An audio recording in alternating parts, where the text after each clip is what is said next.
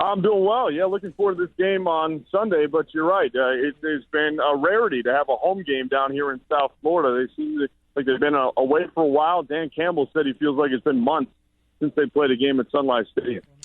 Well, they played, 1, 2, 3, 4. This is their 7th game because they played in London. So it's the 7th game outside of Miami. 3rd straight road game here. What is, fired coach, 3rd straight road game. What is the morale of this football team entering this game in Philadelphia? Yeah, I think it's still relatively high considering they've lost a couple of games in a row and a couple of costly losses within the division to the Patriots and the Bills in the last couple of weeks.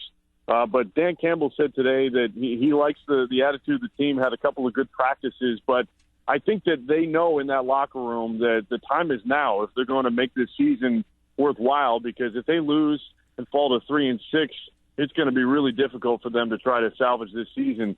So this is a huge game for them. I know the Eagles are in a similar spot in terms of maybe not getting off to the type of start that they had been hoping for. So the Dolphins, if they want to try to keep pace, because right now they're behind pace in that wild card race, they really need a W on Sunday. Yeah, Greg, I don't know what to make of this team. I mean, they look bad with Philbin, and he gets fired. Then Campbell, they come in and look good, but they beat Tennessee and Houston, two teams that are not, playing very good football right now. Then they get bombed by New England and Buffalo. So who are these guys at this point? Yeah, we're trying to figure that out ourselves. I think they got a real surge with Dan Campbell taking over for Joe Philbin, and he is really, his message and just the way he relates to the players has resonated in the locker room. And we saw that against, as you mentioned, a couple of poor teams in the Texans, the Titans. There's a real come-to-earth game, come-back-down-to-earth game against the New England Patriots. But down here we're trying to, chalk that up to them just being the Patriots and being undefeated. The Bills game was the one that really hurts because it dropped them to 0-4 in the division. And in that game, there were a lot of kind of 50-50 plays that all went Buffalo's way, and you give Buffalo credit for that. But I think it was a little bit of it was a more competitive game than the final score indicated. At the end of the day, though, this Dolphins team is still lacking an identity. They've run the ball better and more under Dan Campbell, but that's what they need to get back to because their entire offense is so much better when they establish a running game. Lamar Miller's played well. They just got Jay Ajayi back off of the short-term injured reserve. They can get the running game going this weekend. That opens everything up for Ryan Tannehill. Yeah, and they hired former quarterback coach here, Bill Lazor. He was here for 2 seasons, and obviously has that offense been what people expected so far? Well, it's fallen very well short of expectations this season because, last year they averaged about 24 points a game, and that's down significantly this year. So scoring-wise, they're not doing what they expected. And I know that a lot of people assumed that when Coach Lazor came down here, it would be kind of the second coming of Chip Kelly's offense, but just down south.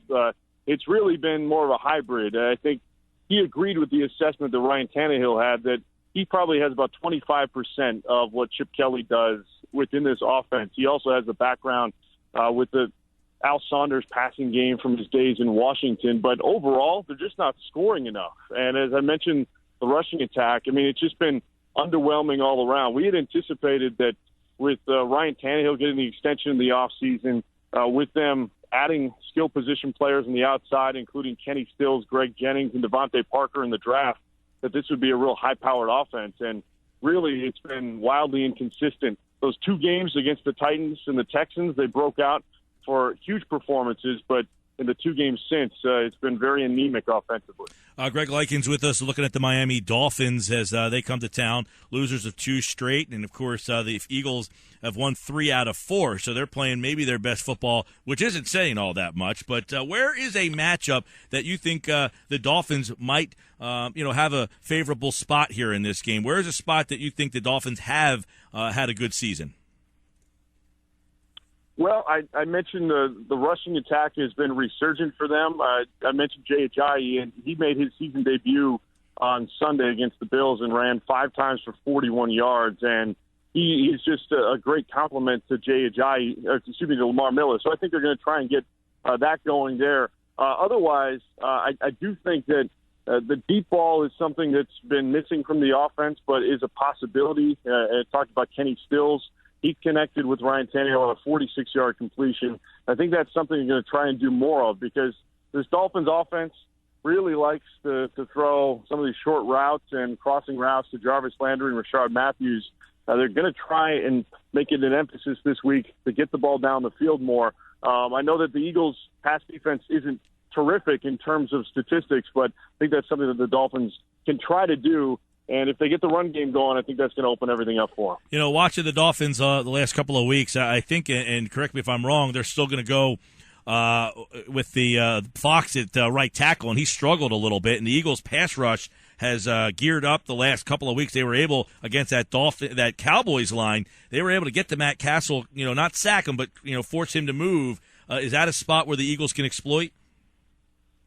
It certainly is, and Jason Fox did a pretty good job in the first half against the Bills, primarily going up against Mario Williams, surprisingly. But in the second half, the Bills switched Jerry Hughes over to that side, and Jerry Hughes had a field day, and it really wrecked the ball game because the Dolphins were driving down the field. It was a 19-14 game, and they were on the verge of scoring to go ahead in that game, and Jerry Hughes not only sacked Ryan Tannehill, forced the fumble, recovered the fumble, and then a few plays later, Sammy Watkins caught a 44-yard touchdown. So that breakdown on the right side of the offensive line with Jason Fox is going to be a huge advantage, I think, for the Eagles to try to take advantage of as well. Plus, the Dolphins' defense has been terrible when it comes to stopping the run. And I know that with DeMarco Murray, Ryan Matthews, Darren Sproles in the backfield, I would assume that Chip Kelly and the Eagles are going to try and run the ball because the Dolphins are giving up over 142 yards per game on the ground, which is 31st in the league.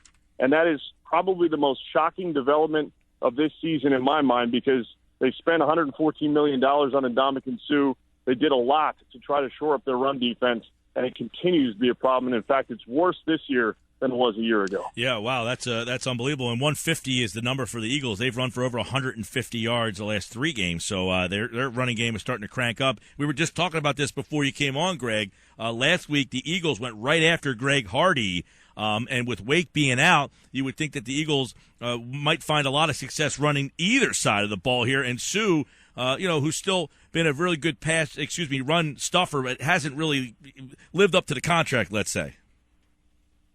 He hasn't, although he's played a lot better over the last 4 or 5 games, I would say. And I think the difficult thing for him is that, of course, he's going to get all the scrutiny because he signed the contract. And we all know that that's what comes with the big money deals. But he's played really well. And the problem is the guys around him aren't pulling their weight. And you watch him on film, he's getting double, triple teamed. He played really well against the Bills and had some calls go against him. But at the end of the day, he's going to be judged much like Ryan Tannehill is being judged on whether the team does well or not. And so far, the team hasn't lived up to expectations. So Suh individually is playing well.